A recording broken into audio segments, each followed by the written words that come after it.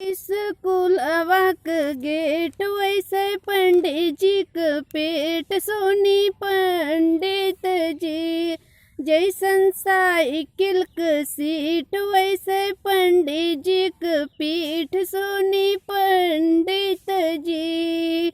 जैसन साइकिल क सीट वैसे पंडित जी क पीठ सोनी पंडित जी। जैसन हथिया क दाँत वैसे पंडित जी क नाक सोनी पंडित जी। जैसे हथिया क नाक वैसे पंडित जी। जैसन हथिया क दाँत वैसे पंडित जी क नाक सोनी पंडित जी। जैसन साड़ावा का पोछ वैसे पंडित जी क मोछ सोनी पंडित जी। जैसन साड़ावा क पोछ वैसे पंडित जी क मोछ सोनी पंडित जी।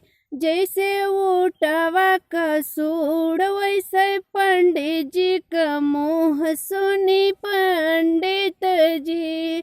जैसे ऊँटवा क मुँह वैसे पंडित जी। जैसे ऊँटवा क सूढ़ वैसे पंडित जी क मुँह सोनी पंडित जी।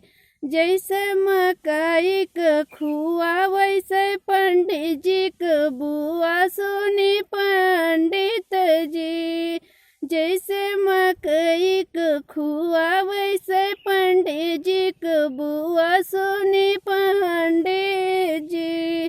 जैसे इनरा क काई वैसे पंडित जी क माई सोनी पंडित जी। जैसे इनरा क काई वैसे पंडित जी क माई सोनी पंडित जी। हेलो दोस्तों, प्रियंका मौर्य ब्लॉग में आप लोग का स्वागत है। अगर एक प्यारा से गारी गीत पंडित जी के लिए अगर अच्छा लगेगा तो लाइक, सब्सक्राइब, शेयर, कमेंट जरूर करिएगा आप लोग।